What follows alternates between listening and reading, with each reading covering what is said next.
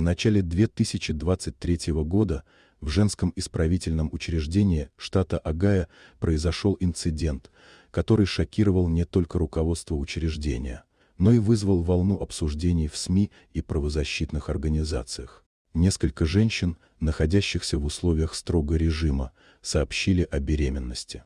Что особенно поразило общественность, все они содержались либо в одиночных камерах, либо в изолированных блоках с ограниченным доступом к другим заключенным. Это обстоятельство сделало ситуацию еще более странной и требующей немедленного расследования. Изначально руководство тюрьмы предположило, что речь идет о возможной медицинской ошибке. Недостоверные результаты тестов, гормональные сбои или ранее начавшиеся беременности, не выявленные во время приема. Однако чем больше появлялось фактов, тем очевиднее становилось, что в учреждении были допущены серьезные нарушения внутреннего порядка. Одной из пострадавших оказалась заключенная по имени Джессика Мур. Она уже отбывала 4-й год из назначенных 7 за преступления без применения насилия.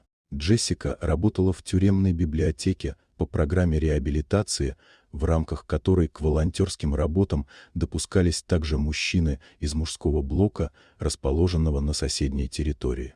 Взаимодействие между заключенными противоположного пола разрешалось строго в присутствии сотрудников, при включенных камерах и только в специально оборудованных помещениях.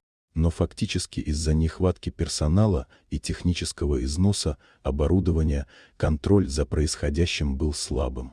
Камеры, установленные в библиотеке и подсобных помещениях, часто выходили из строя, а охранники не всегда соблюдали требуемый порядок сопровождения. Этим и воспользовались как заключенные, так и, возможно, некоторые сотрудники учреждения. Расследование, инициированное после анонимной жалобы, выявило тревожные факты. На протяжении нескольких месяцев женщины и мужчины из разных блоков встречались в так называемых нейтральных зонах библиотеки, прачечной и технических помещениях, где отсутствовало видеонаблюдение или оно не функционировало. Более того, журналы посещений и внутренние документы оказались недостоверными. Были обнаружены случаи, когда фамилии участников встреч не совпадали с утвержденными графиками. После анализа уцелевших записей с камер и опросов сотрудников выяснилось, что минимум 3 охранников сознательно игнорировали правила, а в 2 случаях были замечены признаки прямого участия или пособничества. Некоторые женщины признались, что подверглись принуждению или угрозам, но отказывались говорить открыто из страха за собственную безопасность. Когда результаты внутреннего аудита стали достоянием общественности, правозащитные организации и юридические фонды потребовали немедленных действий.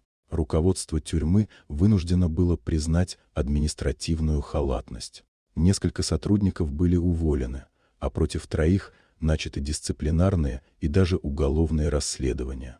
Было также принято решение провести полную модернизацию системы безопасности учреждения, включая установку новых камер, усиление охраны и переработку политики взаимодействия между заключенными.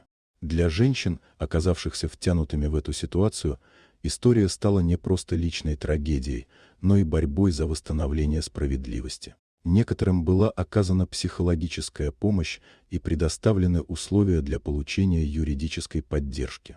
Этот случай стал предметом обсуждения на уровне штата и послужил толчком к пересмотру правил в ряде других исправительных учреждений по всей стране. Он напомнил, что даже в местах лишения свободы женщины имеют право на защиту, уважение и безопасность права, которые не должны нарушаться ни при каких обстоятельствах. Дорогие друзья, если вам понравилось видео, поставьте лайк, а также подписывайтесь на канал, впереди еще много интересного.